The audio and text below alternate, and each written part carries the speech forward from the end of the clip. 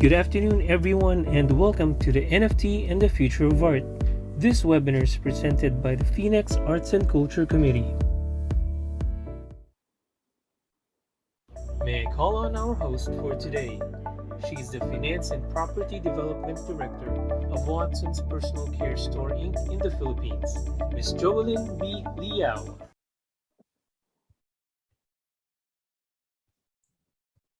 Are NFTs future of art? Or for skeptics, is there a future for NFT art? There is so much buzz about NFT, how it is revolutionizing the art scene, how it is empowering artists and enabling them more to freely express themselves, how it is democratizing wealth. What is NFT art? How do you value it? Why should you invest in it? What are the challenges in NFT art world? Is there a bubble ready to burst? Good afternoon, everyone. I'm Joey Liao, and I am your host this afternoon. May I request everyone for a moment of solemnity as we begin the program with an invocation. Lord, we thank you for this day, for the presence of everyone in this call. For once again, we are gathered and given the opportunity to appreciate life and your words. We are grateful for the generosity of our guest speakers in imparting their knowledge and expertise in NFTs and the future of art.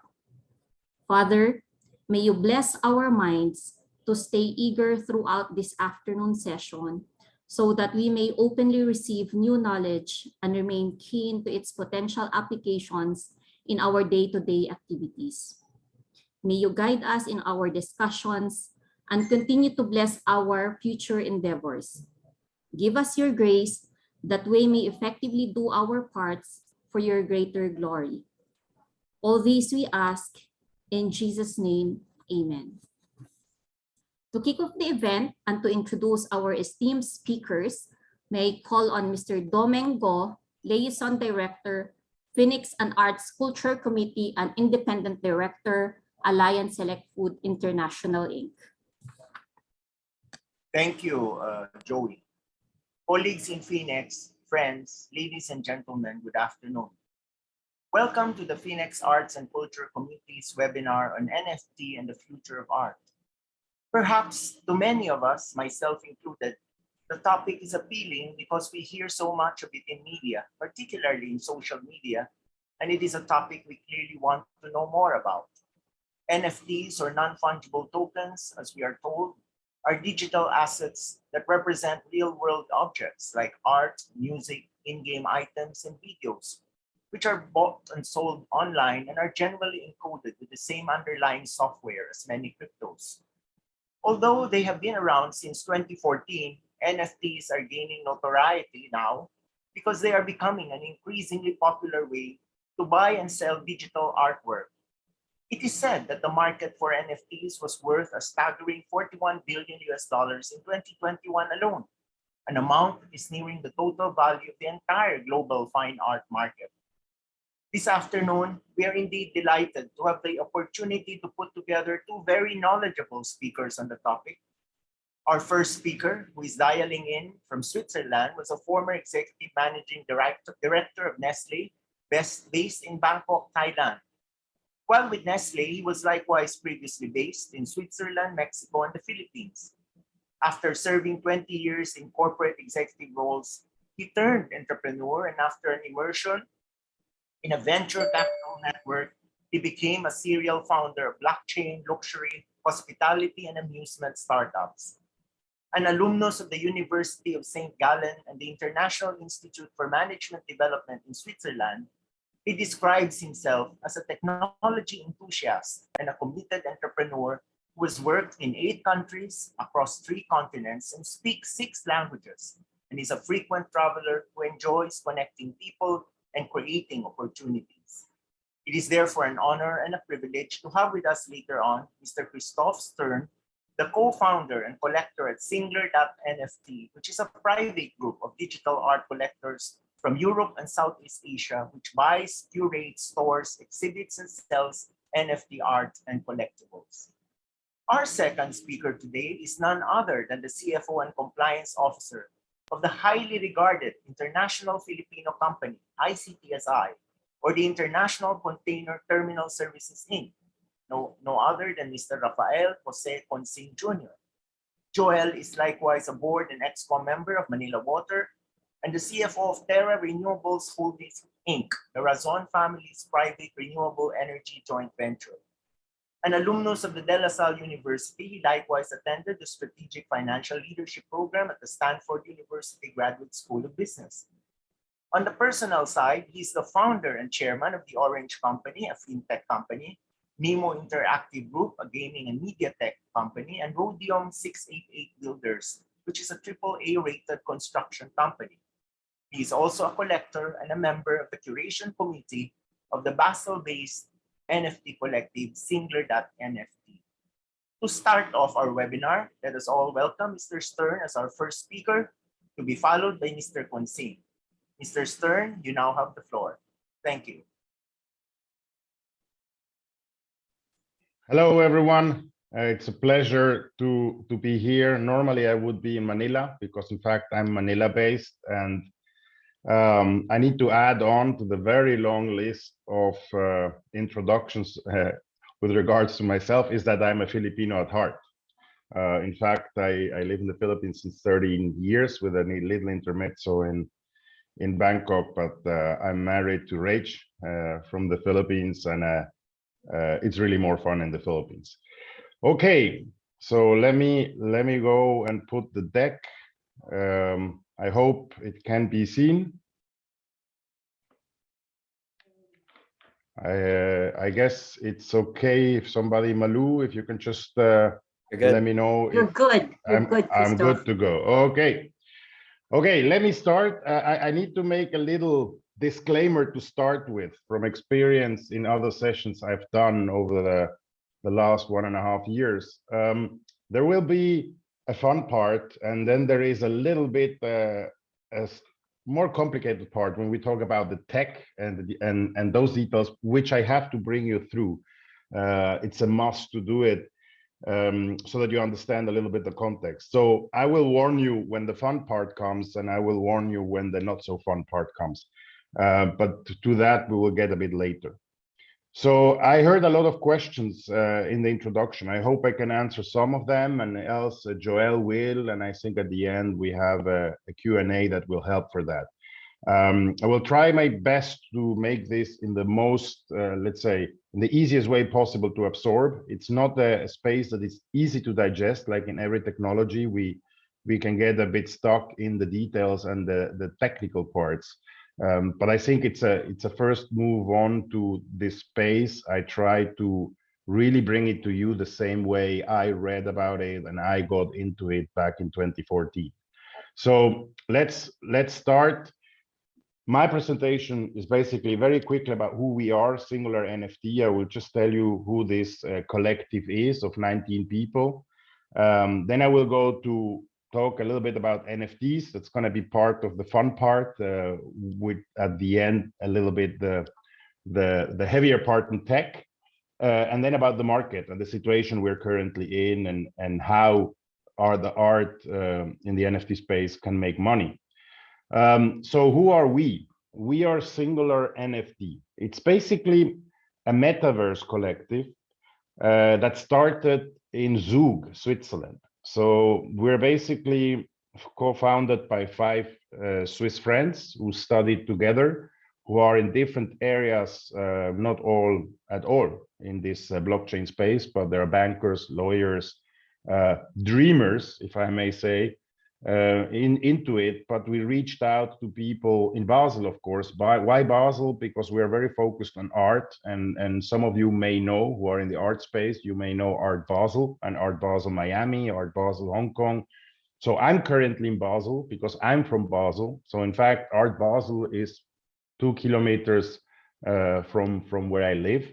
And we reached out to people across the Middle East into Southeast Asia. So you will see in our collective of 19 people distributed around those areas in Europe, in the Middle East, and in Southeast Asia. from bottom to top, there are dreamers, tech gurus, pioneers, futurists, influencers, but also business executives, entrepreneurs, gallerists who participate at Art Basel, for example, art brokers, art collectors, and artists themselves amongst these 19 people. So we really are quite a diverse group, and we all went with the same mindset into this a bit more than a year ago, is to really see what this NFTs can do for the art world and how we can basically add on to the existing physical market. And so it was a bit of a test for all of us, which more than a year later, we can say was really successful.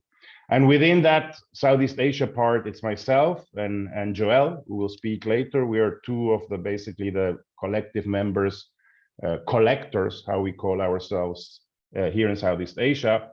To which Joel has a very specific function, because Joel is basically part of the curation committee with 4 other members. They are basically the guys who decide where we invest, what we buy, what we flip, what we store, etc. So that was very quickly about who we are. So let's now go to the topic per se, non-fungible token. As I told you, this is going to be the fun part. I'm going to put a similar chart to warn you when I go to the not so fun part, which is the tech part. But let me tell you a little bit about So where did it all start?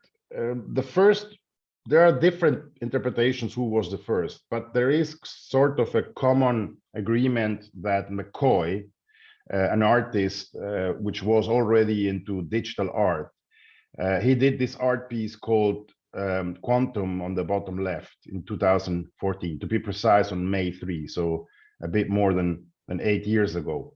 He published it in a protocol which at that time wasn't really considered or named as an NFT, but in fact it was already built on a protocol that could be interpreted as an NFT. The first real awareness of the non-fungible tokens, I mean, of the protocol on the blockchain that holds the non-fungible tokens, were the CryptoKitties. I don't know if anyone ever heard about the CryptoKitties, but they became quite famous because when they were launched, so somebody used a protocol on the blockchain. Imagine there is a protocol where you can send cryptocurrencies around. So somebody used that protocol to basically create this little, that is one of the, like, I think there are like 35,000 of these little cats. So somebody created that to send these kitties around as a sort of a game. You know, you can send it to someone. The problem is it clocked the entire blockchain. So you couldn't do any other transactions because basically the sending around of these kitties was basically clogging everything in the blockchain. So it became very controversial and it became an issue. Nevertheless, the people behind those kitties is the people in Dapper Labs. Dapper Labs is very big in the scene. So I know the Philippines is a big country for the NBA, for basketball.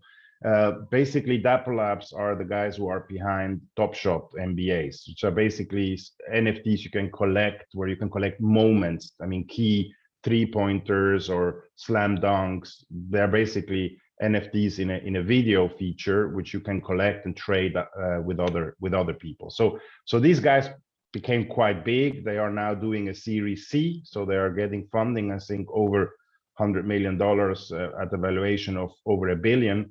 So they did very well.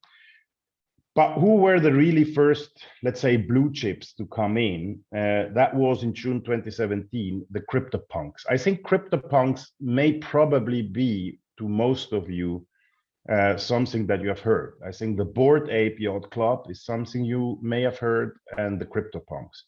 The CryptoPunks came along in quite an interesting way. They were done by Larva Labs. Larva Labs is also nowadays a very, let's say, handsome name in the space.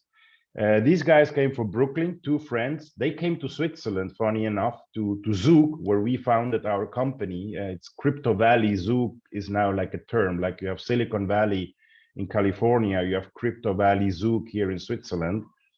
These guys came along and at an event that was organized by the entire crypto space, and they were talking about this protocol which allows to do this tokens, this non-fungible tokens, which were not yet called like that, as mentioned. So they got the dinner slot, and the dinner slot was like the least important one. So they presented with their 8-bit basically pixel image that they created. So they did a very simple 8-bit pixel image, 10,000 pieces of them, and they basically sold them for 60 Swiss francs, which is around $65. Some of them were given for free. I think they used like 250 of them, and they gave them for free amongst the audience. So at that time, 5 years ago, you didn't know that these would go for 300,000-400,000, even up to a couple of $1 million as we speak. But that's how it all started, and that's how they became, let's say, the most trend-setting NFTs that you have nowadays. So, which are the segments in which we play around? I would say somewhere last year we started to really identify art always as a very clear dimension in which the NFTs are moving in. But collectibles became very important. These are tokens that are intended to be collected, but it became over the last 12 months very important to several celebrities and businessmen like Elon Musk or Justin Bieber. They put them like a profile picture on their Instagram, on their LinkedIn, I mean, on all the different social media assets. So it has become like a badging, like a business card. If you have one, if you own one, if you show it, you're a trendsetter, you're part of this movement, and you're basically what they say, you're early on, you're early in the game, or you are an OG or an original gangster of the space. So the OG kind of term is very much used in this space. Gaming came early on in Axie Infinity, very known in the Philippines, very strong. And then the metaverses, the virtual lands came into the space, Sandbox, Decentralands. Different utilities where you can store domain names and sports with the NBA Top Shot. The thing is that this is expanding at the speed of light. I mean, we have music, we have funds and associations, charities, infrastructure, wallets, news, research, decentralized finance. I mean, you name it. People are understanding that the non-fungible token smart contract that sits on the blockchain can basically be used to facilitate a lot of businesses and projects across the entire industry at large. And so the NFT ecosystem is moving really, really fast. I'm not going to go into detail here on each of them because it would be too long, but you're going to see later that basically there is today no bank, no insurance, no big brand, being it luxury or sports or, I mean, you name it, in any industry that has not gone into this space or is investigating the space and trying to move it forward. As I said, Sotheby's, Visa, Alipay, Endivia, Roblox, you name it, everybody. I mean, Facebook, as you know, they renamed themselves Meta in allusion of the metaverse, just to make sure that they show how important this space is going to be for them. But quickly to this fun part of what I was saying before, we have a couple of guys here like Snoop Dogg and Jay-Z who have been very early on. They have been there since 2019, 2020. That's light years in this space. If you think that, let's say 2017, the NFTs became a bit more, let's say, early adopters. So Snoop Dogg and Jay-Z have been there quite early. They bought into them when they were like, I think Jay-Z bought at 100,000 or 120,000. In the meantime, some of the punks that they own, if they are rare ones, like Snoop Dogg, who owns 2 Zombie, there are only 5 zombies overall on those 10,000 CryptoPunks. There are only 2 zombies. He owns one. Funny enough, he owns one which looks like he would have a mask. So his collection is valued at over $2 million, and this is floor price. This is not even yet. They are not out in the market. He's not selling them, meaning that we really don't know how much the real value would be, but from the latest transactions that we've seen, they're probably worth each a couple of $1 million, and I'm going to come later to that. There is a guy, Beanie Maxi, very controversial in the space. He has 233 punks. This is a guy who got them some for free and bought them later on in the early days where they were 60, 80, 90, $100. So at that time, he felt buying a punk for $100 when they were basically issued at 60, it was quite a lot. It was double the price. Of course, nowadays, he must think quite differently about it. This collection is valued. This is a valuation from last November, 35 million. It's probably now more closer to around 100 million, the 223 punks he has. Again, he has only very few of them at sale. Some of them sit in his wallet and are not published. So from this original gangsters of the space to the king himself, Andy Warhol. Andy Warhol, in fact, experienced, for those of you who are around my age group in the 50s, basically Andy Warhol experienced with an Amiga computer, and I think some of you may remember the Commodore 64 and Amigas of this world. He experienced with digital art, and some of the pieces he would do, like the Campbell soups, which he painted, and he did all different of art pieces with it. He also did it in his Amiga. And he did a 16-bit piece of it, which you see here. His estate, his family, basically, when the NFT space started really to get strong in 2020, they proposed it to Christie's. And Christie's made an auction, a physical real auction. And they sold it, I think, for $3.7 million to a collector. So even Warhol was already early on in that space. And if not, I mean, he wasn't really as an NFT, but his family basically took his pieces that they found as a legacy in one of his Amiga computers, and they put it on an NFT. So these three pieces you see here, they sit on a non-fungible token on the blockchain, on a smart contract, and are basically tradable. Today they are owned. We know the wallet address. We don't know exactly who that is. So from Christie's, let's now go to Sotheby's. Sotheby's didn't want to stay behind after they saw what Christie's was doing with the Warhol auction, and they decided to basically go one step further. So what you see here on the top left side, that's the parcel. The dot is the parcel they own on Decentraland. Decentraland is a virtual land in the metaverse called Decentraland. Basically, they opened their office there. So it's basically Sotheby's office. So if you have your avatar and you walk here through the Decentraland metaverse, you can walk into their shop, their head office, and go to a virtual auction. If the bodyguard, the bouncer, lets you in, of course, you need to show him the entry, like in the real world. So basically, they invested to go there because they know that they have identified that strategically this space is going to move forward. And you're going to see later in 2021, the physical art space was around $55 billion. And the virtual art space in terms of NFT art was already at almost $20 billion.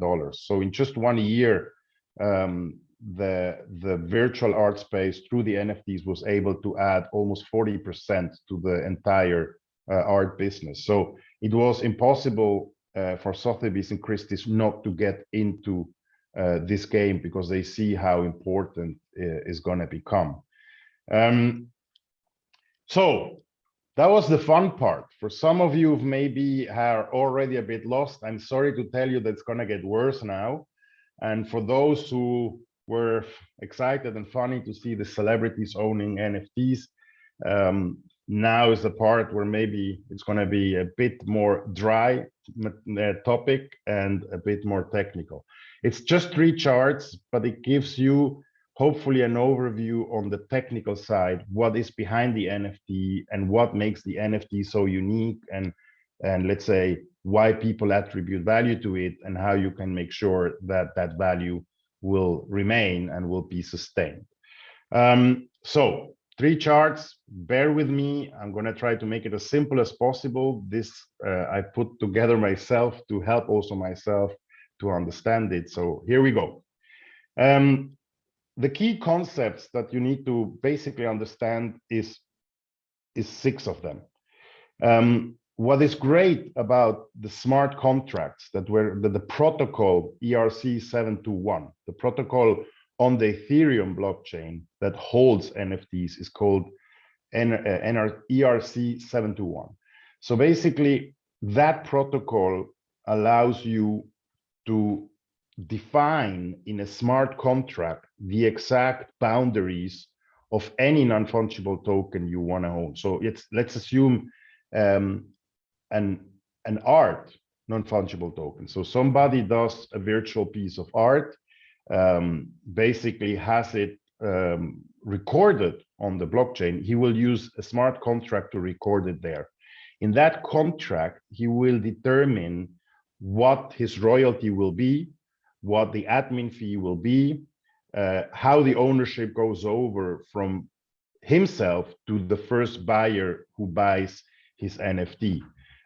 In other words, if he wants to make a 10% royalty for every resell of that NFT, he can put it there, meaning that every time the NFT, when he sells his NFTs, he will get, of course, a purchasing price, but when it resells on a secondary market in the future, maybe 3 years down the road, then basically he will always get those 10% royalties forever and ever and ever, as long as that NFT basically moves from one owner to the other owner, because that NFT will basically sit on the blockchain. And because it sits on the blockchain, it is unique.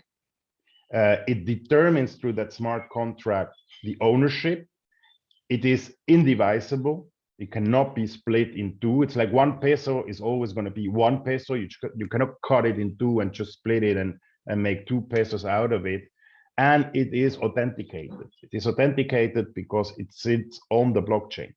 And as I will tell you later, the blockchain basically is authentic and basically identifies ownership because it is distributed through hundreds of thousands of servers around the world. So it's indelible. You cannot erase it because you would need to erase it in 100,000 of servers and computers around the world. So these are the key concepts of the NFTs, which are really, really important to understand, because if you don't understand this part of it, then you basically are going to struggle to even accept that there is value that is attributed to a piece of art on an NFT. You have to be okay with these terms, that basically the fact that a piece of art as an NFT that sits on a smart contract in the blockchain is basically determining its ownership, it's indivisible, it's authentic, it's transferable or not, and it's unique. One I didn't mention is rarity. Same like when Picasso draws something, you know, Picasso had one-on-ones, mean he had one pieces of arts which were unique, but he also did some pieces, he did 100 of them. So basically you can have number 3 of 100, number 5 of 100, number 99 of 100 of them. So there are basically similar copies of the same piece of art. So this, in the same way, an NFT can be a unique piece, or they can be 10,000 or 100,000 of them. So you can also define that when you execute it as an artist. This brings me basically, and I'm sure there are going to be questions afterwards, so we can use the Q&A. This brings me basically to the blockchain and how that works in 6 simple steps, hopefully. So if I use cryptocurrency as a way to explain it, but we could also use NFTs. So if I want to send something in the blockchain from A to B, let's say from my laptop to your laptop. So I have a wallet in my laptop where I own my cryptocurrencies or my NFTs. I want to send it to you. Basically, the way this is done is that when you basically send a transaction, the transaction is represented on the blockchain. It is on a block. That's why it's called a blockchain. It's on a block, and basically what happens is that block gets basically distributed to these hundred thousands of servers and computers. So basically what is determined in that smart contract within that block is going to now be everywhere in all servers, including my laptop. So if somebody now wants to mess with that, he has to basically change that code across all those 100,000 servers. That's why it's impossible. That's why we say that this is unique, it's indivisible, and basically it's secured because it sits on all those servers at the same time, and it would be impossible to modify them. So what happens is that the network then of all those 100,000 servers approves the transaction, makes basically that transaction of sending those NFTs or cryptos from one computer to another. He will approve it. The guys who do that are called miners. Basically, what the miners do is they solve very complex mathematical problems with computer power. And basically, once enough of them solve those mathematical problems, they get rewarded with the transaction fees. And basically, the transaction is secure. So several random of those servers, computers of the miners will basically solve this mathematical task. They will get the transaction fees, and basically the block can be added to the chain, meaning the transaction has been approved. The NFTs that I send to you has been approved. It sits now on the blockchain, and it's a sort of, imagine a ledger where you basically have all the records, or when you do your accounting, so basically you have it, it goes from the left side to the right side and now sits on that ledger on the right side and is owned by the new owner. So basically it moves from A to B. So this is as simple as I can make it. There is way more complexity behind, because you have to know that it is, this all started after the financial crisis 2007-8. So there were a lot of cryptographers and a lot of activists. They really started to develop this, and it was Satoshi Nakamoto who really wrote the first white paper in 2009. And he was one of those figures who sit in the background, who are cryptographers or understand that world. So there's a lot of complexity in this technology that makes it so secure. If you're ever interested about it, there are many good places to read in the internet. So this brought now to art, to a non-fungible token.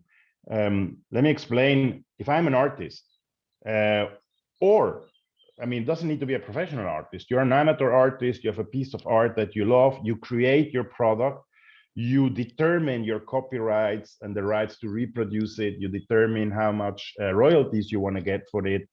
You put that all, I mean, you write it down for yourself, you determine it, and basically what you do is you open your crypto wallet so that you can basically transact on the blockchain. You need crypto assets. It can be Bitcoin, Ethereum, you can use whatever you want. If you are going to be on the Ethereum blockchain, you will have to change whatever Bitcoin or whatever other cryptocurrency you have, you will have to change it to Ethereum so that you can transact and pay.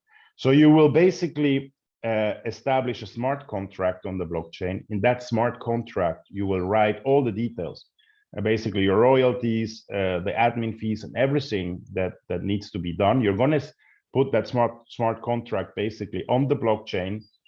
You're going to propose or open your piece of art, your virtual piece of art that sits on the blockchain on that smart contract. You're going to propose it for sale on a secondary market, or you can put it on your own, let's say, website. You can give access to the auction or to a drop. We call it a mint. We call it minting of the NFT, and you put a minimum price there. You can let them auction it off, or you can basically sell 10,000 copies of your piece of art, and you can give it for a fixed price of, I don't know, 0.01 Ether or 1 Ether, which is currently around $2,000. You determine all of that, but it's going to be offer and demand if people buy it or not, according to how they appreciate your art. So once it's listed, somebody will buy it, meaning somebody who has also a crypto wallet with Ethereum. If it's on the Ethereum blockchain, he will offer those Ethereum, he will mint the NFT, and the NFT will be transferred to his wallet, and he will basically own either the unique piece that you proposed, if he offered the most, or basically if you offer 10,000 at a fixed price, he will basically own that NFT. So what is important now to know is that the buyer will now own the rights. If you have established that by selling the NFT, he owns the copyright to it, so meaning he can monetize that asset, then he will own those. But you can also close it out that he doesn't own it. Normally, the copyrights go with it. So I'm the buyer, I buy your piece of art, your virtual piece of art on an NFT. I own your piece of art and I own your copyright, so I can resell it. But what you can do as an artist, as I said previously, and this is for me a very important concept, you can own the royalties. So you can establish from the very beginning, when you basically draw your painting, you put it on the virtual space in an NFT, you can establish in the smart contract 10% royalties. So every time, if the new buyer now bought it from you and now has the copyright, if he starts to monetize it and resell it or exhibit it in the MoMA in New York, and he then sells it, he will get the amount of money that is sold. But in the blockchain, when that amount of money goes into the blockchain that the buyer will buy on the secondary market, 10% of that will always go to him forever and ever. Why is it important? This is important because the art world, for those who are in the physical traditional art world, this has always been a problem. A lot of times, basically, artists sell their painting or the piece of art, the sculpture, and basically they never again touch money. So there has been a lot of controversial discussions because some artists get basically sponsors, if I may say it in a way, who basically help them become famous or support them to go to Sotheby's or Christie's to sell their piece of art, or to galleries. But once they buy their art from them, the artist gets his money, and basically then his property, his copyright is gone. So why are artists so interested, especially not so famous artists or artists which are in between, is because with this, they can always make money on the secondary market every time they get sold. So that concept is important, and that's why the adoption of NFTs in terms of art is so interesting for the artists, because this guarantees them that they can earn their royalty forever and ever, and that the guy who buys it basically doesn't keep the entire money.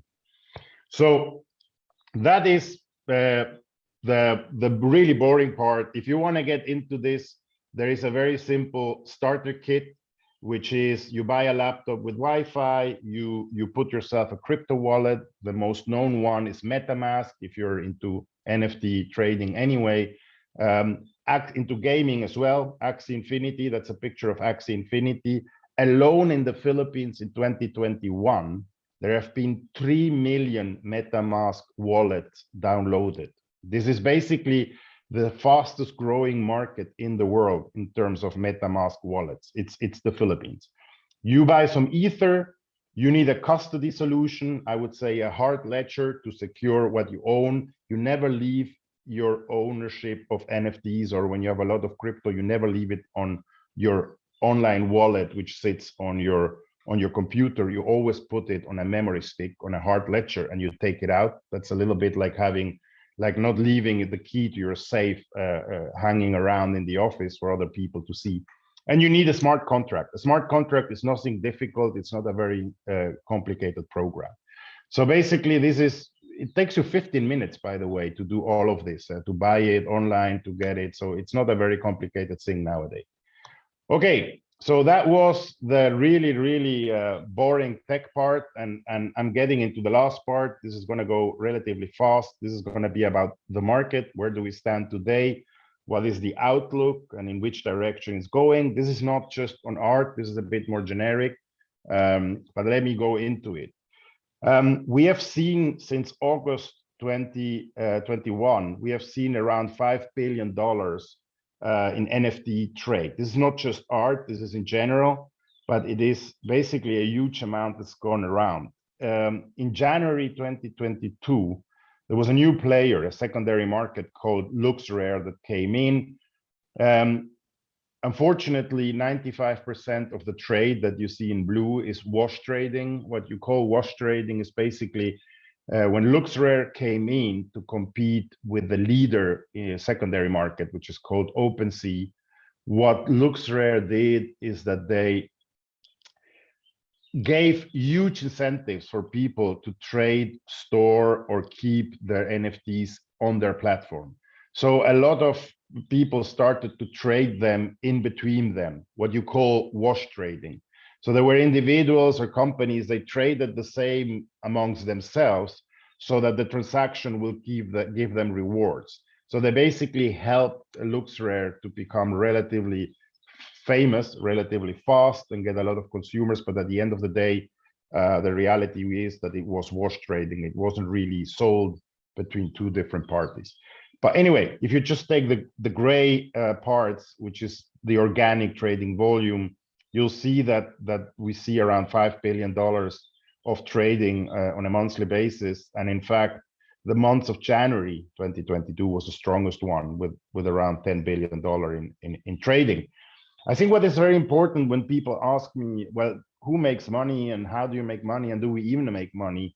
Here you see from last year, October to March this year, when NFTs get resold. So there's really when a transaction happens, you see that there is money made and money lost. So on a basically on a weekly basis, there is until now still more money made. I mean, if you take the months of March, there are around 150 million transactions which make money.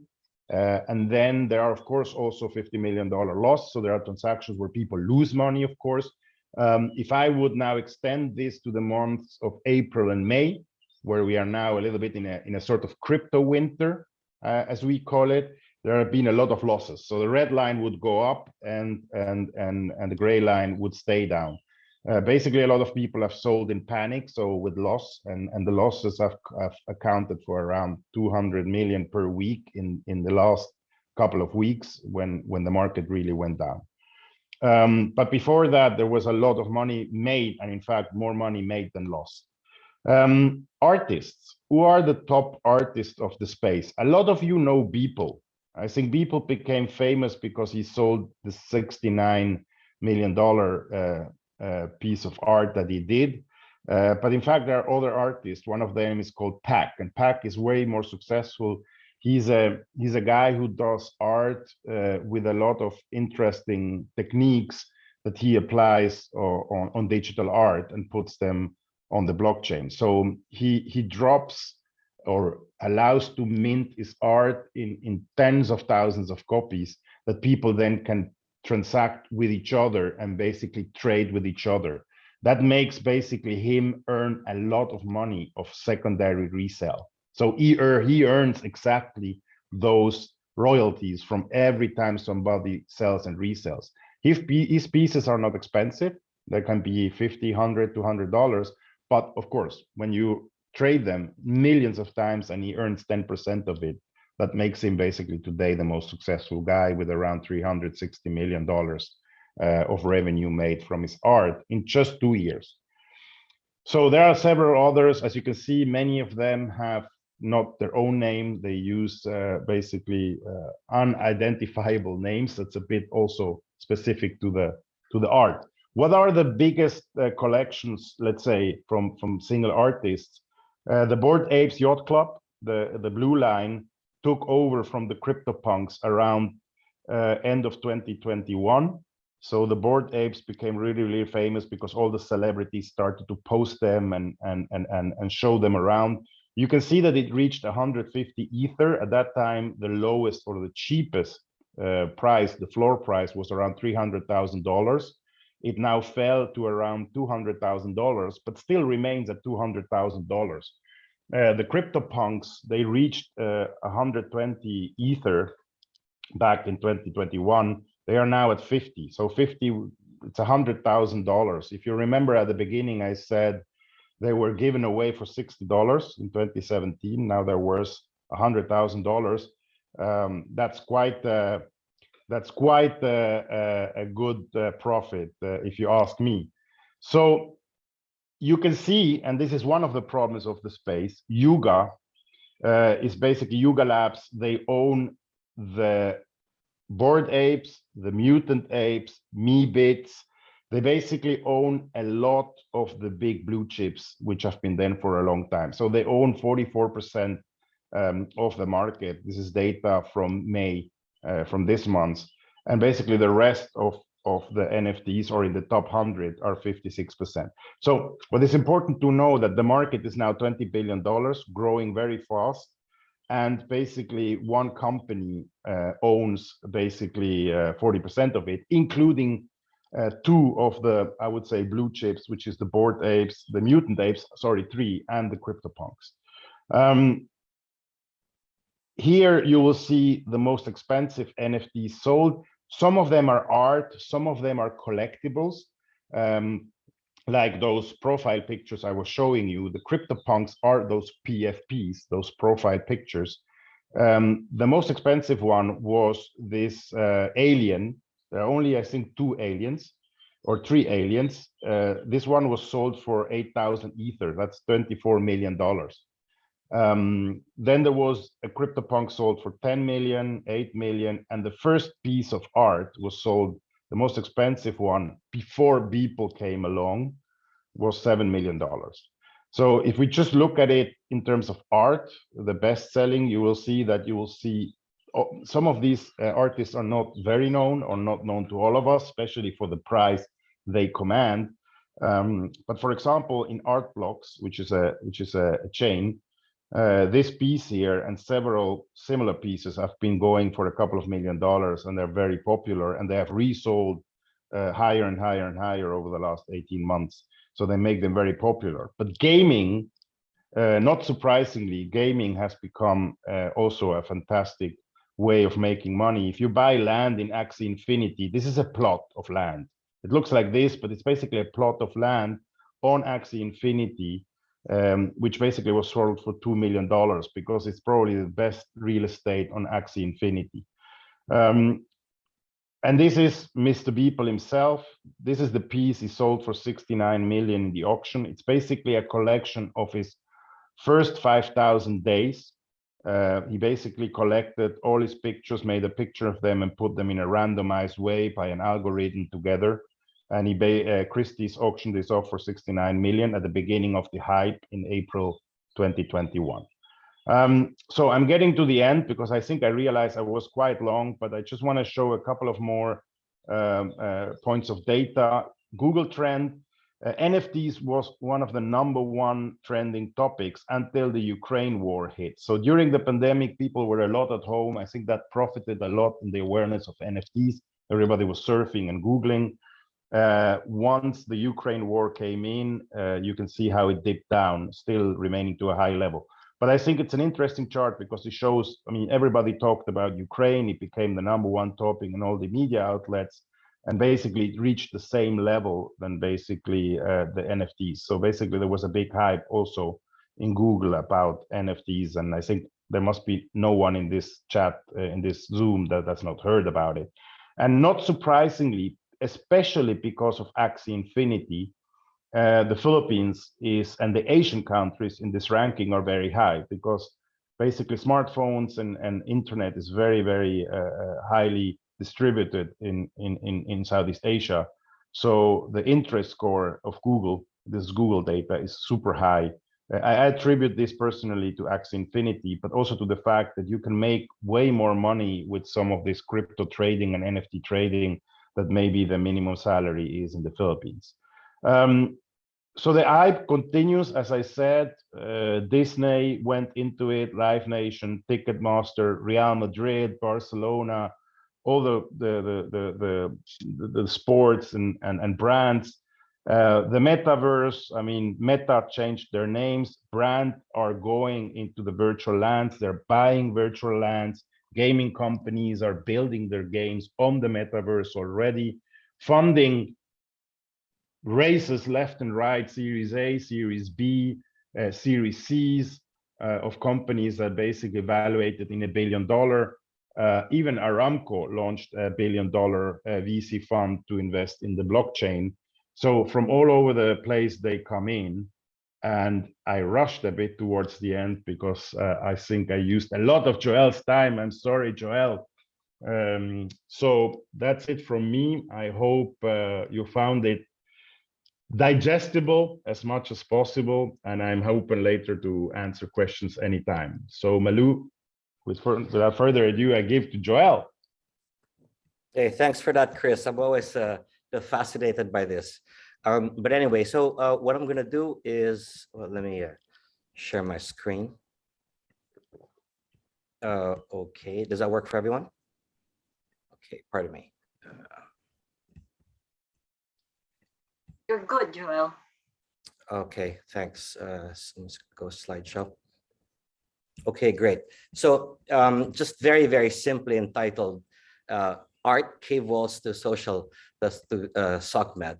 So very, very simply, NFT really is just a digital certificate of ownership registered on a decentralized ledger of transactions in a way that makes it difficult or impossible to change, hack, or cheat the system.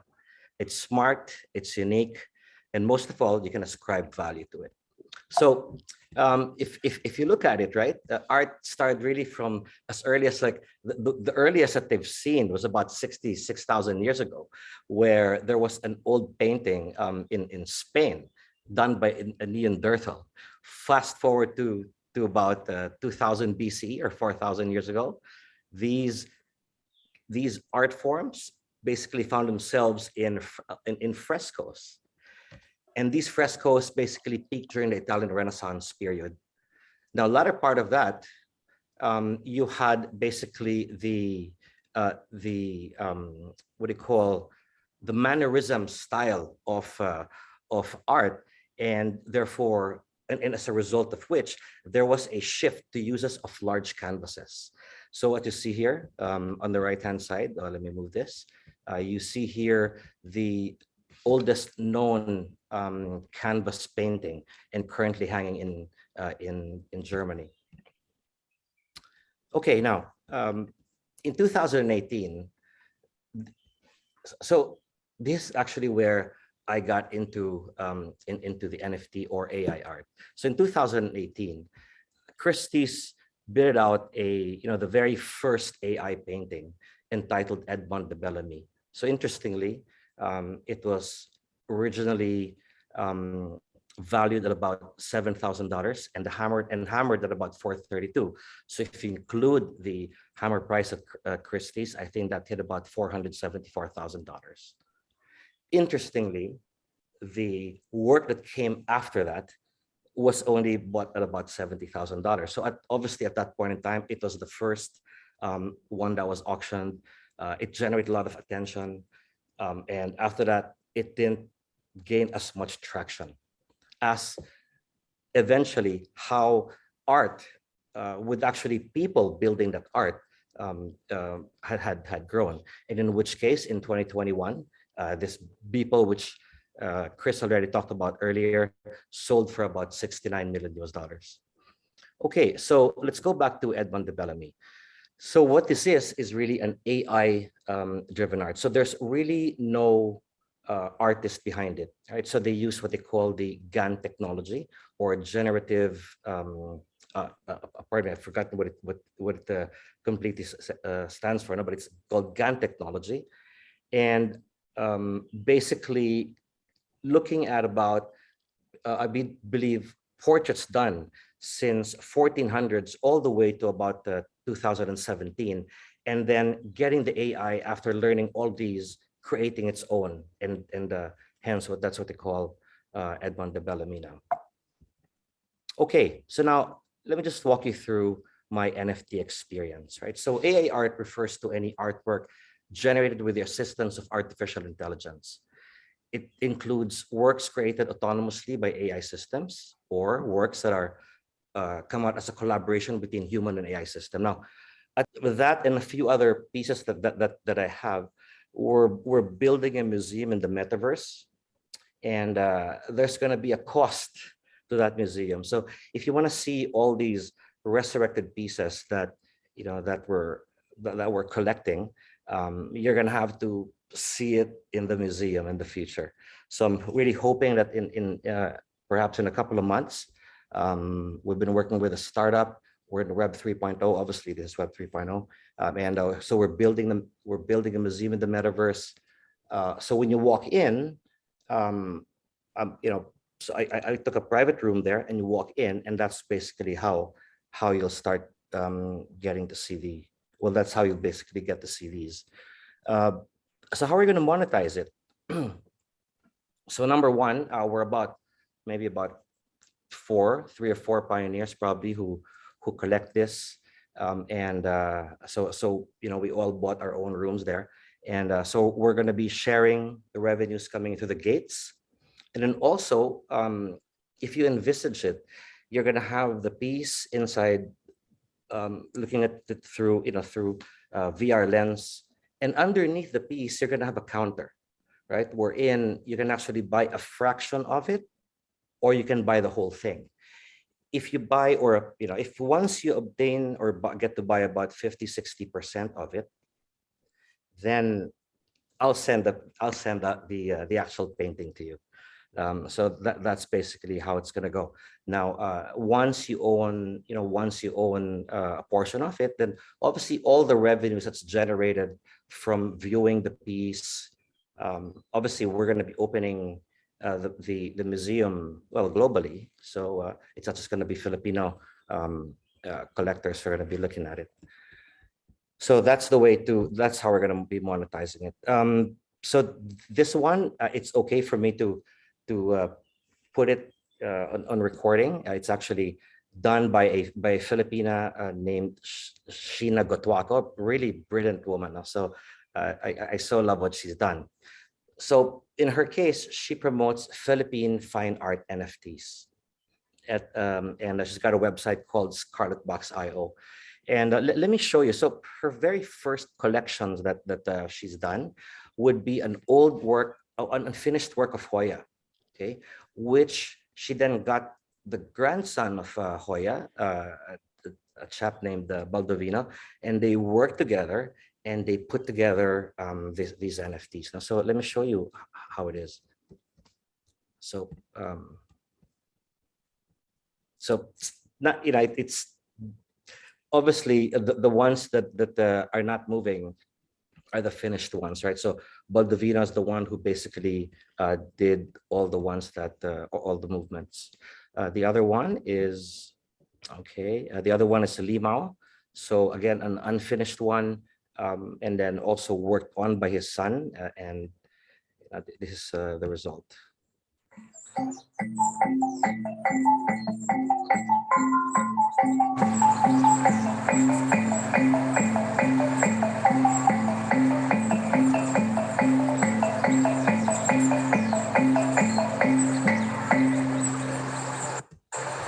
Excellent. So yeah, so these are the founders pieces. You can still get the public pieces from, oops, there you go. So if you have gained access to the founder pieces, you would have been able to gain access to this collector's box. Okay, so they also have other sets which are available to the public. So in OpenSea, which is the biggest marketplace for NFT, you will find here. Okay, so look, it's actually quite interesting that the Limao is more popular in terms of number of owners. Here you go. So there are 8 owners of about 31 pieces, right? So all unique, all currently trading at about 3.3 Ether. So slightly below, a little over 55,000 pesos. And there's roughly about 8 only sold. And then if you go to Hoya, there are about 7 owners. So 31 items, 7 have bought, same price. And these to me are actually more interesting as still. But anyway, each his own. Okay, and yeah, so the rest, are the other pieces that we have. But again, you'll get to see it once the museum is up and the gallery is up. So there you go. I'm gonna stop sharing here and I'm gonna pause here. And I think happy to take one questions from the floor. Thank you very much, Joel and Chris. What a session, so much learning and yet still a lot more to absorb. At this juncture, I may call on Malu to moderate the open forum. So Malu is the chair of MIB Capital Corporation.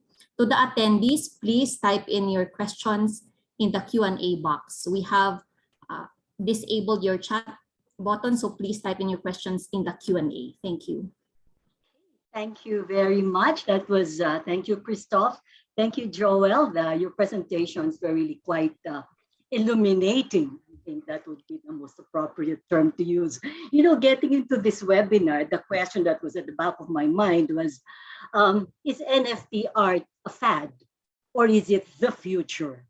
Is it a mania that could lose its luster soon, or is it a movement that could in fact gather momentum as the years roll on? I think at the end of the session, we should be able to somehow address these questions. You know, Joel, I know you, I've known you to be an avid traditional art collector, and your Ben Cabs and Andres Barrio Quintos, to name just a couple, are really to die for. And now we know that you're also an advocate of NFT art. You know, Warren Buffett famously said that price is what you pay, value is what you get. So Joel, how do you price NFT art versus traditional art? Is there a substantial difference in your pricing approach?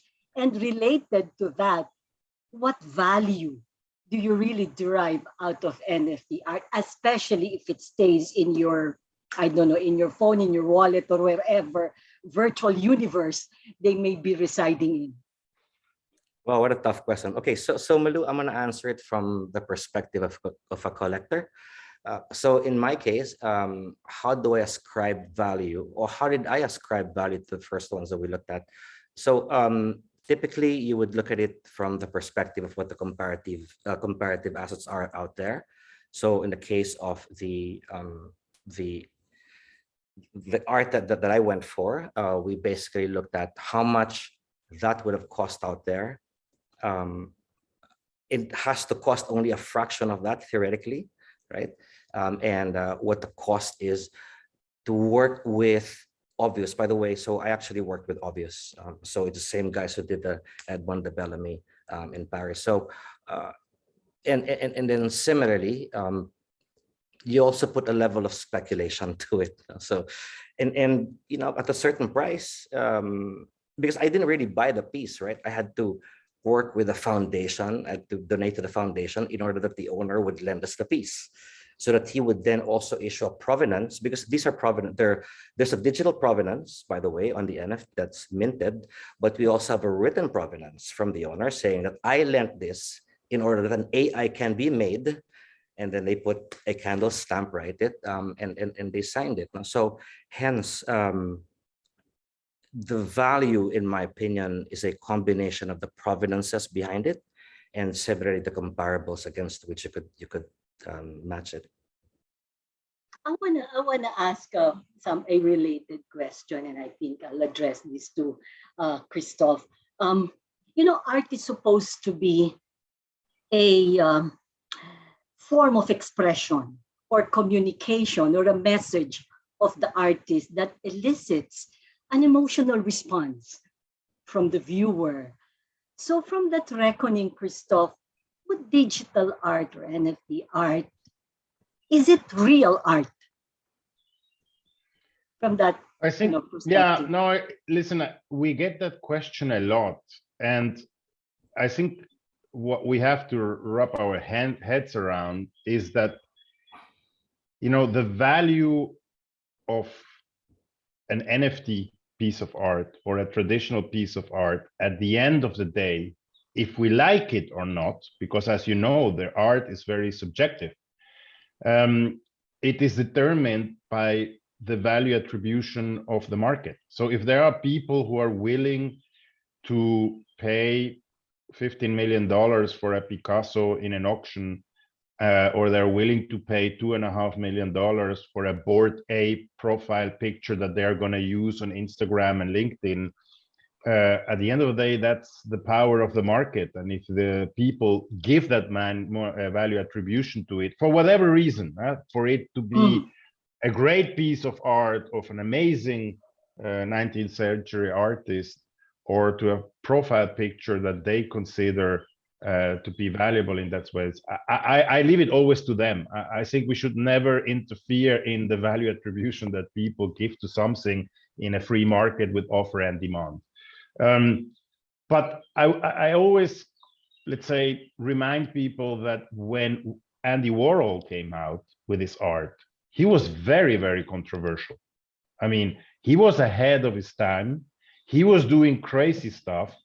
And the people, the Carnegies and all these big collectors in the 50s and the 60s and the 70s and the 80s, they were very, very critical of him because he was basically breaking boundaries. He was basically doing bastardizing art. That's a word that was used at the time. And nowadays, look at him and look at Liechtenstein and look at these all big artists around the world that sell for millions and millions and resell for even more. So, you know, I would say it's a little bit the same now with NFT art. I mean, we can criticize it, we cannot connect to it, we can think that it's completely not adding value to the art world at large.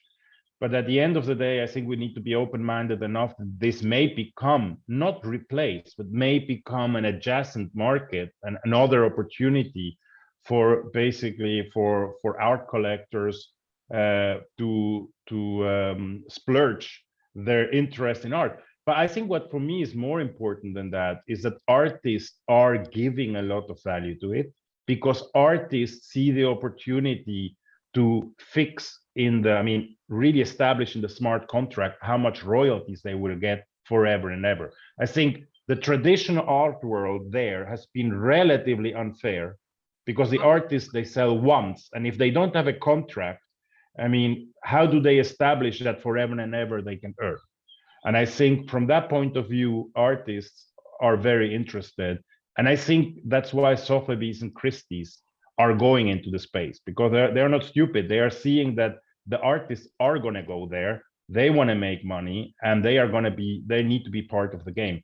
And just the last point, which I think on value attribution, as I said before, 2021 saw 40% of the total revenue, let's say, on the market capitalization of traditional art, 40% was already achieved by NFTs, around 20 billion.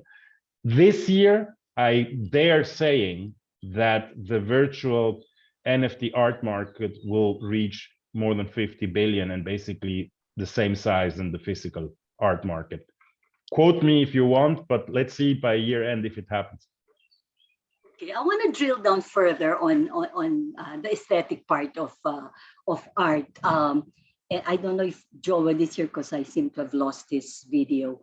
Either Christoph or Joel can answer this. You know, art collectors typically are driven first by the aesthetics, and then second by the investment consideration. I'm not an art collector, but I do know that art collectors I've talked to and have read about will say that they want to love the pieces that they buy as much as possible. You want to live with the pieces and view the pieces, hopefully on their walls, as regularly as they possibly can. And so, Joel, how do you motivate a conservative art collector to buy NFT art? No, great question, Malu. I consider myself a conservative collector, and that's exactly why I started with Renaissance art. Right. So hence, it was really from the perspective of, I wasn't ready to do the modern type of NFT at that point in time, because it was in 2018. Edmond de Bellamy has just hit the news. So I was super intrigued really on a different scale, right? And the opportunity really to be able to have on your wall a potential piece that's been resurrected from, from those who we consider to be excellent artists during the Renaissance period, and then getting the AI reinterpreting it, it just creates a different level, I would say, of aesthetic beauty. I mean, Aren't you you've seen losing that. the soul of the artist that is supposed to be captured in the art piece when there is a mechanical intervention? That's what people say. Anyway, I interrupted you. I Please, mean, please, please proceed. that's what people say, right? I mean, like you lose the soul of the artist, et cetera, et cetera. But look, in the end, the value is ascribed by the collector, right? So I don't care about how the artist felt, only perhaps as a conversation and maybe a Mhm. it's going to come out in the art piece, right? So hence, if he had painted an art piece with a certain level of emotion, I don't need to research what that was. It's Uh-huh. there, right? It is how you react to it rather than what the artist Correct, exactly. puts into Then it. when it's reinterpreted in a Mhm. way that makes me happy, I really don't care what the artist Yes, felt when he made it, yes. because I'm What happy you with care about is your own response to the art piece. absolutely. Okay, and that is what should motivate traditional conservative artists to start looking at. Okay, there's another point that I want to bring up. Art experts, or some of them that I've read about, who are looking at the emergence of MFT art with a sense of anxiety, or they worry, and some find it dangerous for the reason that the aesthetic part is being stripped out of the pricing equation. And the sense that the pricing is solely driven by what someone is willing to pay somebody else for the right to an NFT art. And the sense that this has the makings of a bubble. And of course, when you have a bubble, then you have a crash or a bursting of the bubble. May I get your do you find this a valid observation? Can I get your thoughts on this? Both of you. I don't know, start with Joel and then Christoph. I can go ahead. Okay. I think like in every young market, the bubble can happen. I mean, you remember that, I mean, if you talk about technology, the dot-com bubble, when the market was really early on and it was in the early adopter phase, that will always happen because the market needs to consolidate.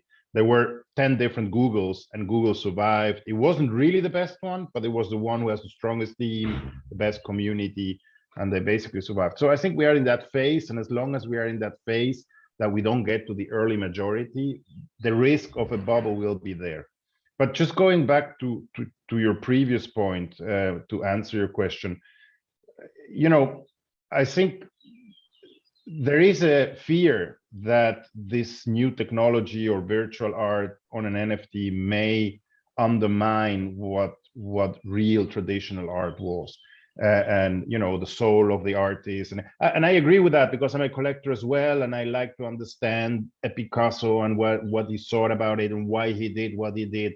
But at the end of the day, let's also not forget that more than half of the pieces of art in the world are not in walls, are not in museums. They are stored for value, for resale, for making money.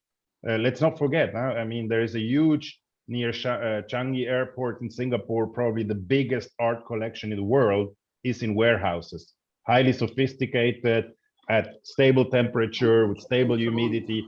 I mean, so what I'm saying is, if we talk about undermining the value and not respecting the soul of the artist, so what is in the physical traditional art world going on is also not fair if where then we only point fingers on this new technology with NFTs and art.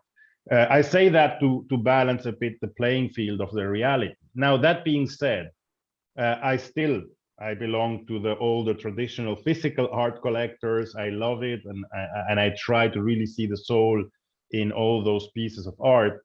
But I think we cannot forget that you know, when you are in this world now of NFTs, you start, and Joel and I know that, you are suddenly confronted to interact in Discord, in Twitter, with 25-year-olds. The reality is that these guys are 25, 30-year-olds, and even the Gen Z is now coming in. So they have other codes, they have other way to attribute value to it, and they have other way to perceive what a piece of art is. So if I go to Joel's piece, what he did, in fact, he's quite humble about it, but it earned him the curation committee spot in our company, because when he showed that to some of the galleries and some of the artists that are in our collective, I mean, it's one of the very innovative ways that you talk to the owner of the piece of art, the painting.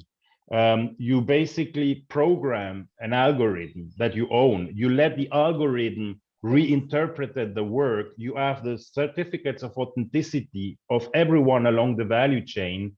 I mean, young people, millennials who are in this space, they find that amazing, because these are people who have grown up with online gaming in virtual worlds, which basically spend many, many hours a day there. So they can see that as something totally soul searching, which may be We're redefining our concept. Exactly. Myself, I struggled for a year to really get into that. Now I'm there because I can see it from both sides. And I think that's the open-mindedness that you need to have.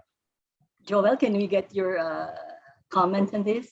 Now, in my opinion, artists should not fear anything. What it does basically, if you look at it, right?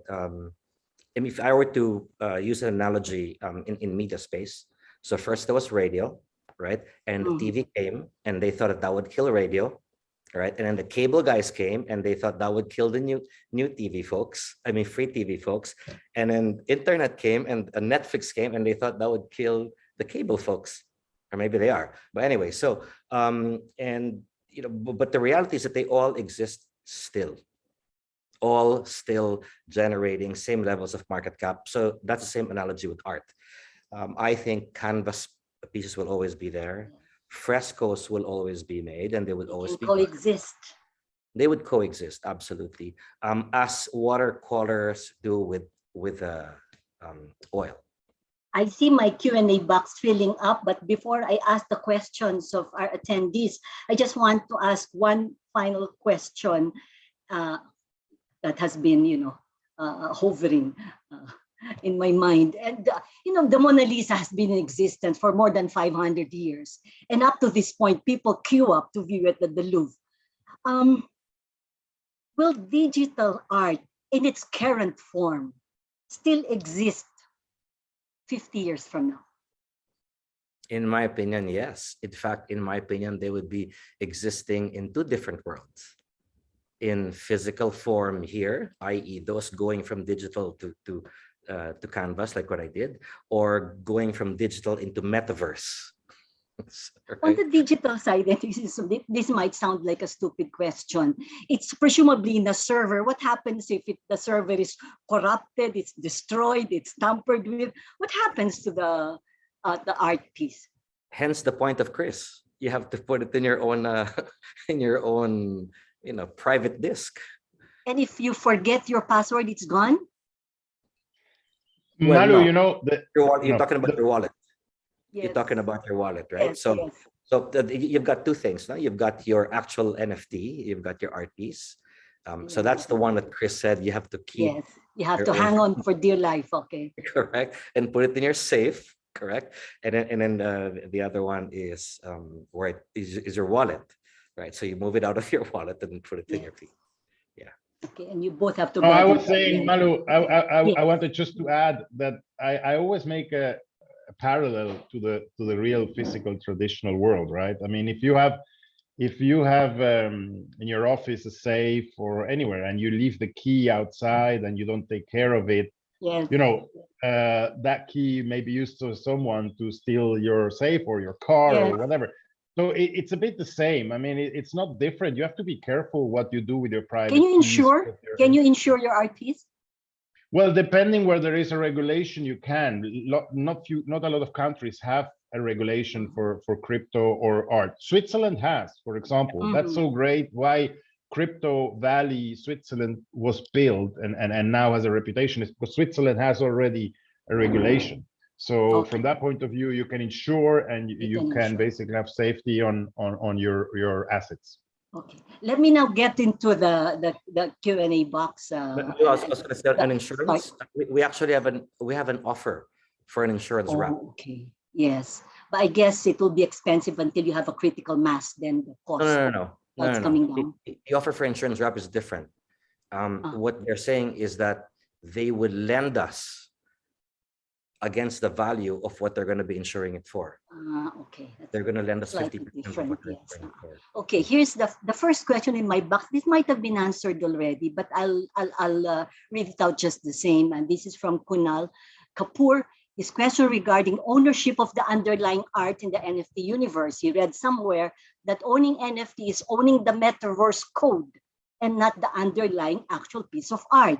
He says there are some variations where one can enter into a separate ownership agreement of the underlying art with the original owner, but the law is not clear on this issue. So who wants to answer this question? I can do that. I think it depends where that art is and if it's regulated or not. I mean, here in Switzerland, for example, if you own a piece of art and you decide to sell the copyright with it, the person who buys it can basically monetize that piece of art. I mean, if we now take an example that is happening a lot now, there are people who bought a CryptoPunk a couple of years ago for little money, and now it's worth $1 million. And they created an entire company out of it because they own CryptoPunk 777. So, and they basically decided to call all the social media asset, it's called Punk 777.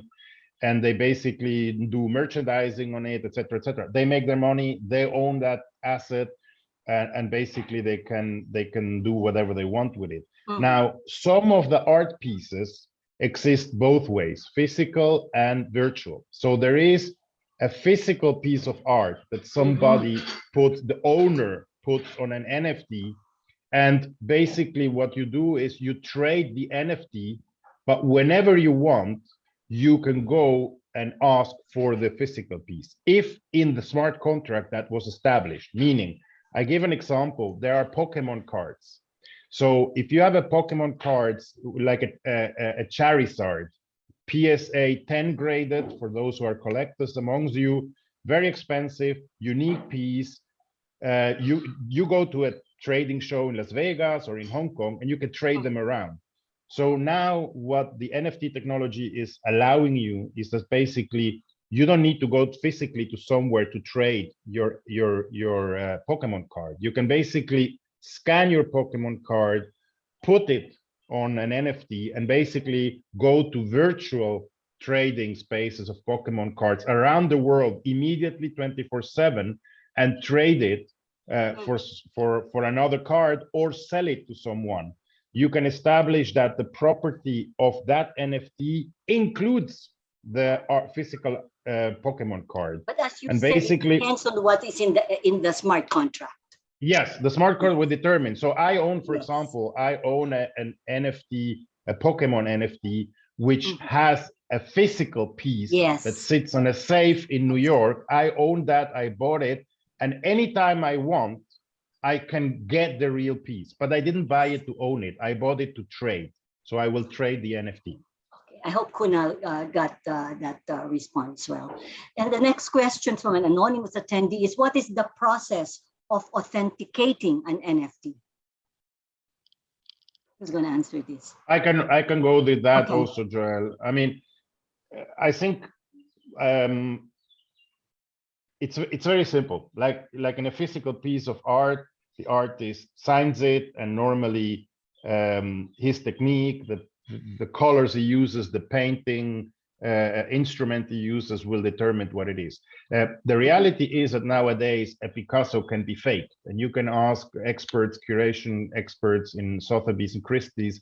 They have become so sophisticated that you can barely make a difference between a fake or not. So just that as preamble. The reality is when you do a digital piece of art, and you're the first one to put that digital piece of art that you did on the blockchain, you're going to establish all the parameters in that smart contract. So basically that NFT will sit on the smart contract with all and everything determined inside that. So it will be authentic, it will be certified, it will be rare or not very rare, depending how many pieces there are. So the authentication is happening from the moment on it gets into the blockchain. You, let's say, Yeah. print it And that is into the the whole blockchain, concept of the blockchain. and the Yes. miners accept it. So basically the miners will Right. accept it. It will get distributed amongst the 100,000s of servers. Yes. From Yes. that moment on, it is certified, Yes. authentic. Okay, this question goes, I think Joel should answer this question from Audrey May Peñaranda. What will make an interesting NFT?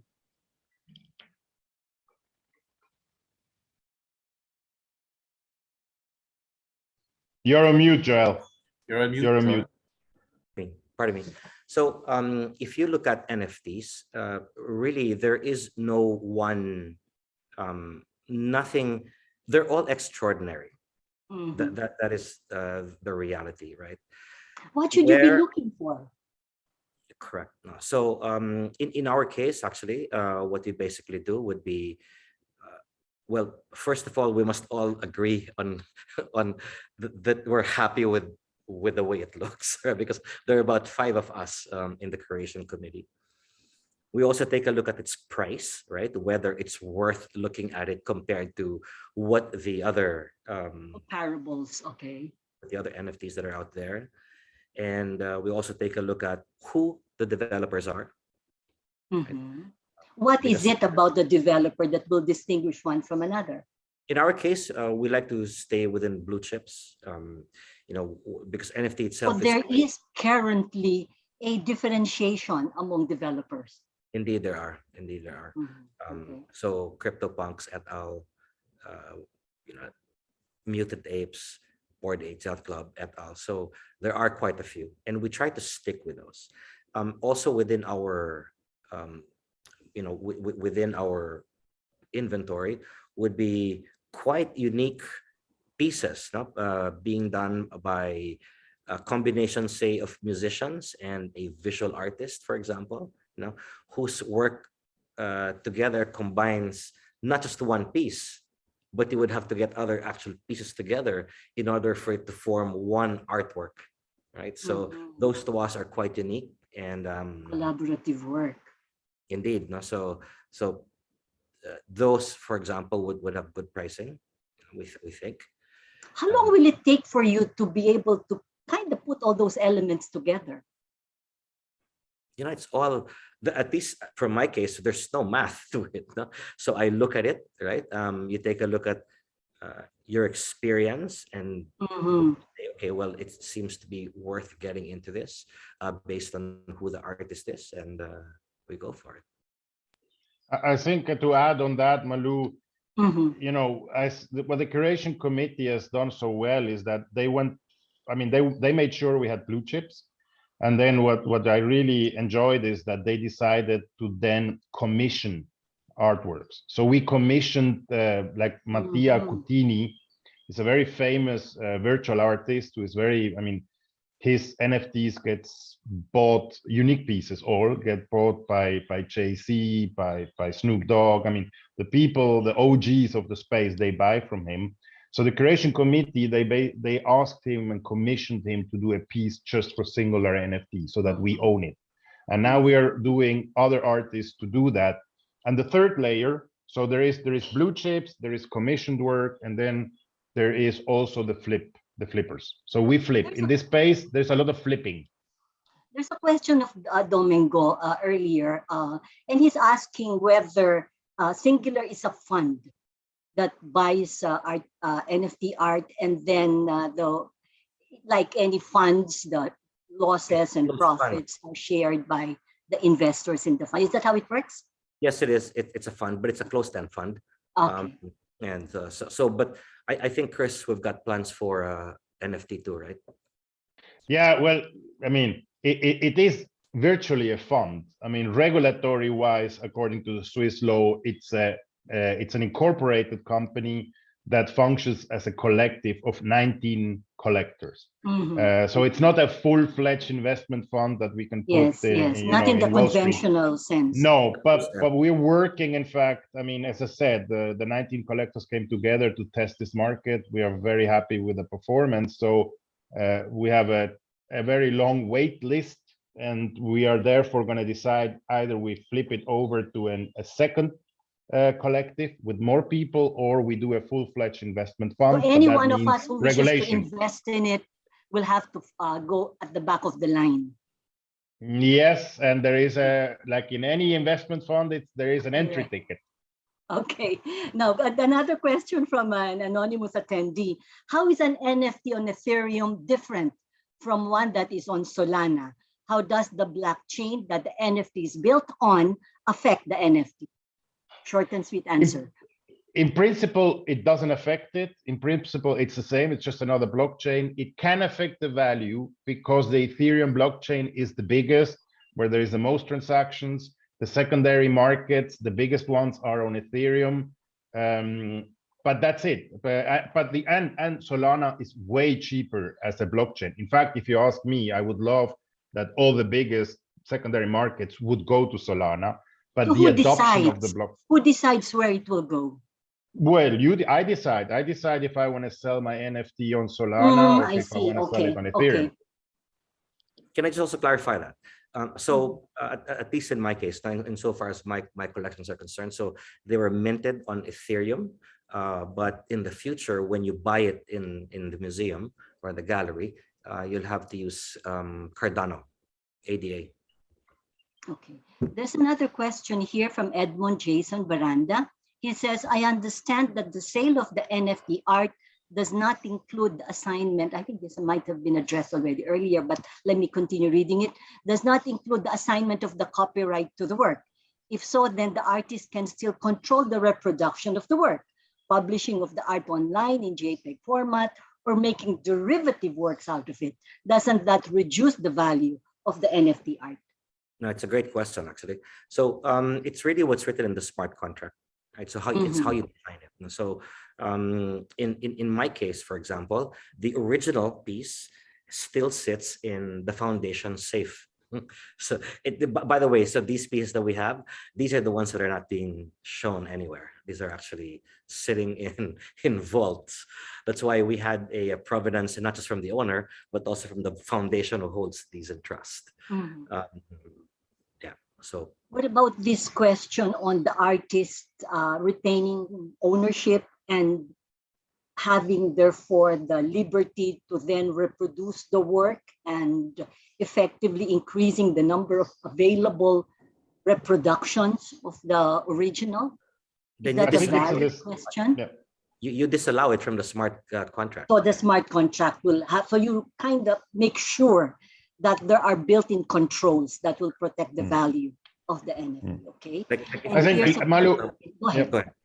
Go ahead, please. No, I just want to add something that is also interesting, which is fractional ownership, because NFTs allow for fractional ownership. So the artist, or if I buy it and I get the copyrights because it's in the smart contract. So, I bought the best example, CryptoPunk. I got it for free or $60. Now it's worth $10 million because it's the only alien one. Okay, so I own that. Now I want to monetize it. What I can do is I can fractionalize it into 1 million NFTs and offer it for $5 a piece. Issue participations. And then basically you can own a fractional part, one of a million of that punk that then can be traded separately, and you can trade it. So fractional ownership on the blockchain is determined in the smart contract. So it gives you a lot of opportunities to monetize. Yes, that's pretty much how it's done in the financial markets, no, Joel? Okay, here's a question from Jing Arellano. Do you pay royalty for the use or conversion of these traditional artworks to NFT? I think Joel should answer this. So in our case, the artist is dead. So, in order for that piece to be lent to us, for it to be brought to Paris, and for it to be scanned, and for a provenance to be issued, we had to make a donation to the foundation, just once. And in nowhere in our smart contract are royalties defined. Mhm. So no royalties. So thus, But the donation is really a voluntary act on your part. well, because that's the only way that they were going to release the piece. That they were gonna- Okay. It's like, yes. okay, we'll lend it to you, but please make a donation. So it's still a bilateral Yes, agreement it is. It between is. yourself and whoever has control over the original. It's a private collection. Okay, I think that's clear enough. And here's from Raquel Nakayama, and this is for you, Joel. She specifically is directing this question to you. Are the NFTs the breakthrough in art, or because we are still understanding what they're all about vis-a-vis traditional art, at least in her personal opinion? No, that's a great question, really. In fact, quite philosophical. So it's another medium of art. Mhm. That's how I would look at it, right? So it is therefore a breakthrough in a sense that prior to this, it is all done through chalk, through pastel, and through paint, right? So now it's being done through bits, zeros and ones.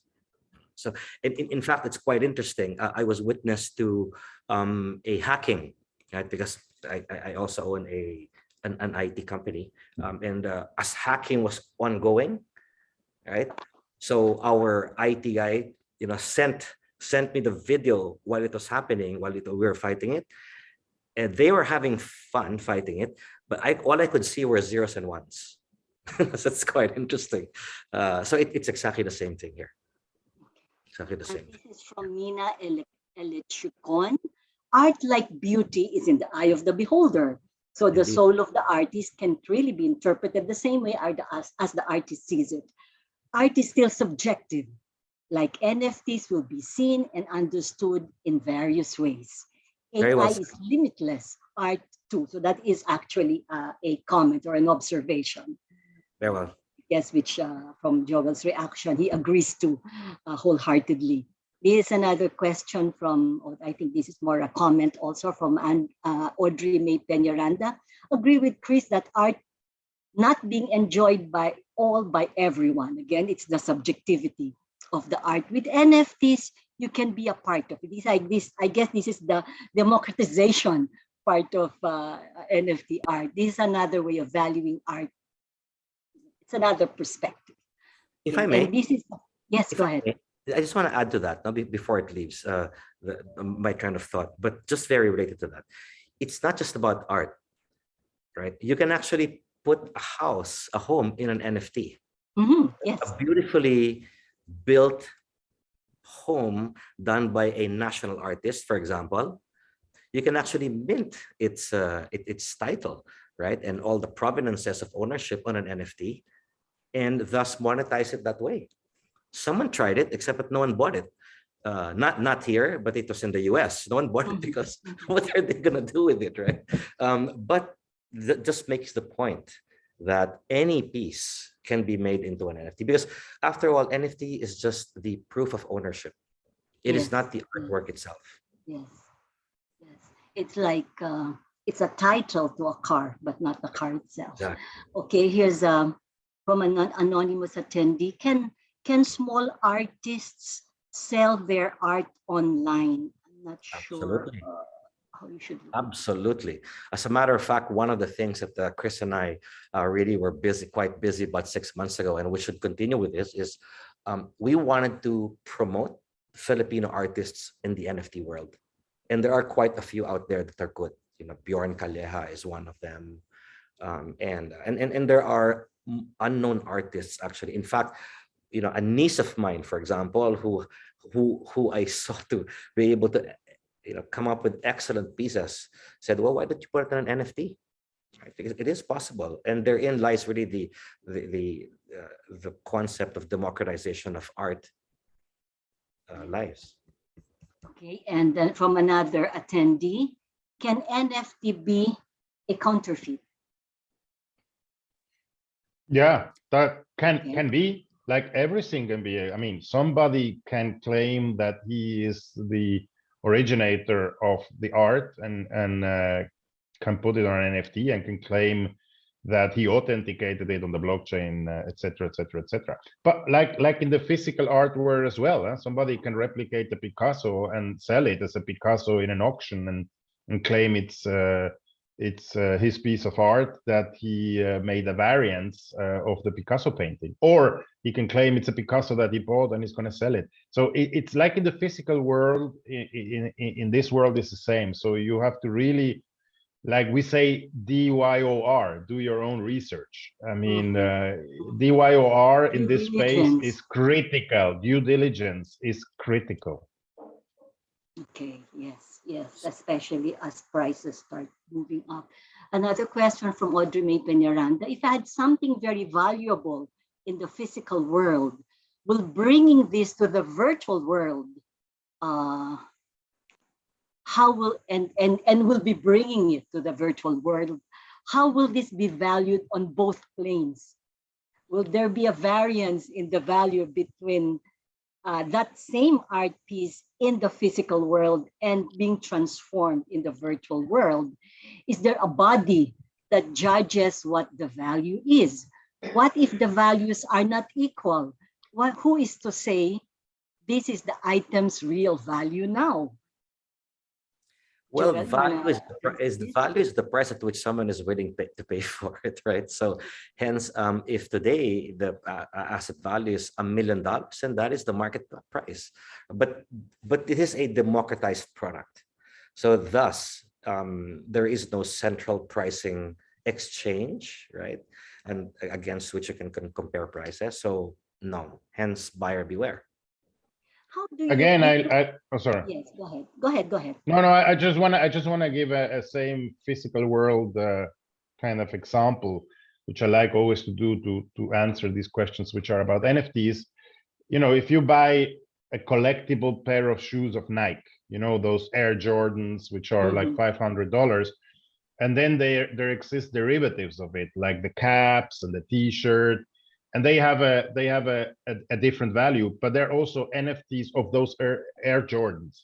So at the end of the day, the market gives the price to those derivatives or those collaterals, or the NFT piece of it is given by the markets, and the target audience behind NFTs still is very different. And I think the pricing is going to be lower because they're willing to pay less, because they are more kind of millennials, so they can afford maybe less. So it's really like in any derivative from a original piece of a Nike Air Jordan, the market is the one who's going to attribute the value. Interesting that you mentioned the word derivative, because the question of one attendee here is it fair to say that NFT is a derivative? Yes, it is. Yes, absolutely. If you were to look at it at the classical sense, in so far as what I did, there is an asset against which we drove a digital and derivative image, right? And came up with another price for it, right? And therefore, that is the derivative of the original cash. But also the answer is also no, because, for example, Decentraland or Sandbox are two metaverses, right? I mean, if I use an example of Decentraland, in Decentraland, you can buy real estate. So you can buy a slot of land in Decentraland, and basically that only exists in the metaverse, and that's the main asset. It's not a derivative. Yeah. So it's a yes or a no to that question if it's a derivative. Because it doesn't have its equivalent in the physical world. One final question. I think we've reached our hard stop. Just on the matter of pricing, because Joel did mention, it's whatever one is willing to pay for that art piece. In shares of stock, for example, we have the stock exchange where there's price discovery, where the market functions efficiently because there is that marketplace that allows for how well it should work. In this particular case, for an NFT art, where are you in that level of price discovery? It's quite arbitrary. That's exactly why you have got these pieces starting from $6 to $1 million, for example. So okay, I think I'll just ask you to give your final short and sweet concluding statement before I give the floor back to Joey. Chris and then Joel. No, I would say, look, I always say I was a, a corporate dinosaur who became an entrepreneur, and I mean that really well. I'm talking about myself here, but I think I trying to be a bit of an evangelist of people which are 50 plus like me who are getting into this world, and I think I like a lot what a lot of the Swiss family offices and private banks and the big banks are doing. They are basically advising in terms of private banking to assign 5% of your portfolio, to assign it to risky funds or whatever. And what is NFT else than that? So at the end of the day, inform yourself, do your own research. If you're taking risks with assets that you invest in, why don't also try out to do it with an NFT? And specifically not about NFT art, NFT in general. And the last thing I would say is to understand, and a lot, I mean, in our collective, we are all 40 plus. Huh? In our collective, the best thing that we always say is have a look at your kids and have a look how your kids interact with NFTs and with art, with games, online games, and so on. And it will help you understand the value attribution of the space in the next 50 years. Thank you, Joel. Yeah, so you hear a lot that the future's right around the corner. Honestly, it's like right in front of you. It's called the NFT. So I would recommend that if you don't know much about it, research on it, then get on it. Okay, do your homework. Back to you, Joey. Thank you, Christoph. Thank you, Joel. Thank you, Chris. Thank you, Malu. And Thank you, Malu. Joel. What an enlightening session. And for the rest of the participants, thank you for staying on. Hope that you found that open forum same way as I did, simplified, chewable, and relatable. May I request the panelists and the speakers to stay on after the session for a group photo. Now moving on to close the program, may I call Mr. Mike Guerin, President Finex and Partner Deal Advisory, KPMG Manapat & Co. Thank you, Joey. Good afternoon, everyone.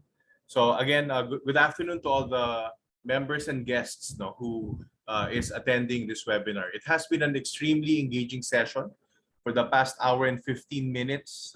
Since I dialed in, I've been really captivated. So thank you to our guest speakers, our very own Joel. Nice to see you again, Joel. And to Singular co-founder Christoph Stern. Thank you for gracing our afternoon and our event. I guess we can divide, the audience members into the collectors and those who are not the collectors but may want to become actual collectors as a result of this webinar. So for our art lovers and collectors, I hope you were fascinated as much as I was by the discussions made by Chris about the NFT ecosystem, milestones happening within that world, the global personalities actually being active in the NFT world, and other interesting facts and figures.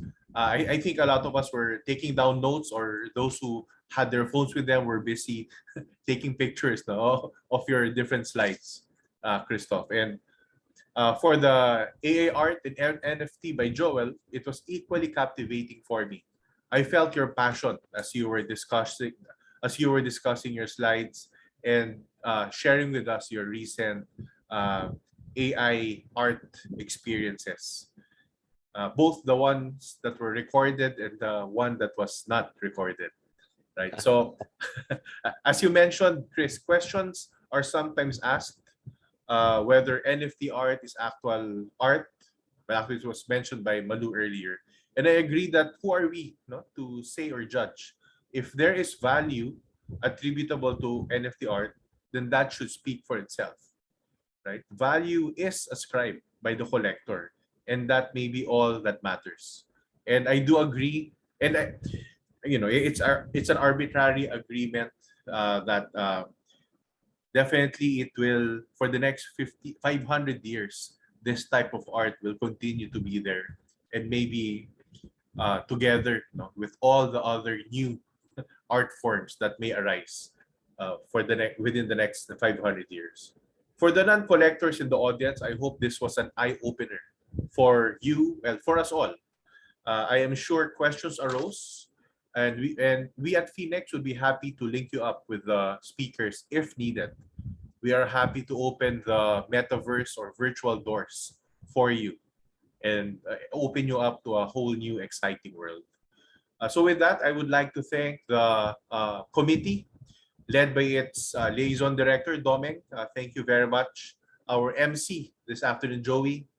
Thank you for helping us. And of course, our ever-present moderator, Ms. Malu Cristobal. Maraming salamat, Malu. And I'll stop at that. I would like to greet everyone a happy Friday, and I hope everyone will enjoy your respective weekends.